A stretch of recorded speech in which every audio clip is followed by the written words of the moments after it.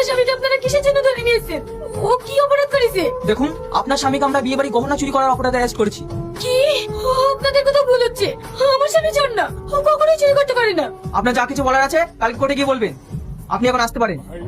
বিশেষ করে সালমা, আমি এসবের কিছুই জানিনি। তুমি যেন আমাকে ভুল বোঝো না। 10 বছর ধরে আমি তোমার সাথে সংসার করছি, আমি তোমাকে চিনি না। তুমি কোনো চিন্তা করো না, যা বলিও আমি তোমাকে এখান থেকে ছাড়াবো।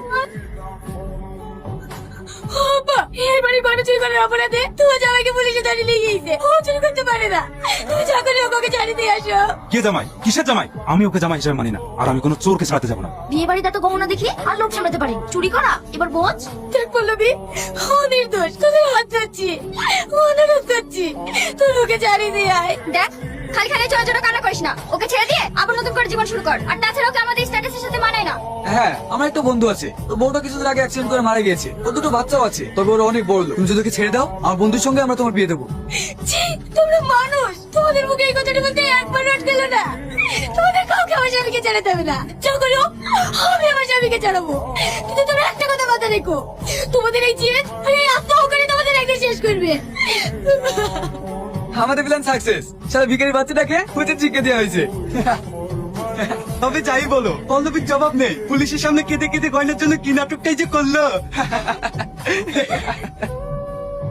স্যার, স্যার, বিয়ে বাড়ি গয়না জামাই চুরি করেনি, আমি চুরি করেছি। কি? হ্যাঁ স্যার, জামাই নির্দোষ। ওকে ছেড়ে দে, আমি নিজে স্যারেন্ডার করছি। যতীন কাকা, কনস্টেবল, একে লকআপে ঢোকাও আর ওকে ছেড়ে দাও। এটা তুমি কেন করলে কাকা? বিশ্বাস করবা, সত্যি আমি গয়না চুরি করেছি। মিথ্যে কথা বলো না কাকা। আমাদের বাড়িতে তুমি 20 বছর ধরে কাজ করছো, আজ পর্যন্ত একটা টাকা এদিক ওদিক হয়নি।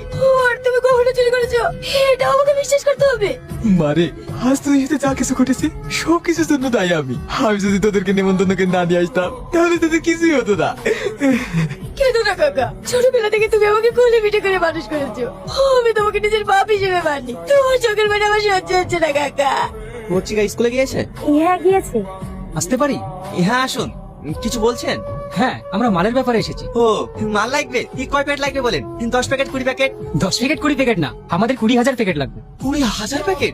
আমরা অত মাল দিতে পারবো না। টাকার জন্য চিন্তা করছেন? টাকা নিয়ে ভাববেন না, আমরা টাকা দিচ্ছি।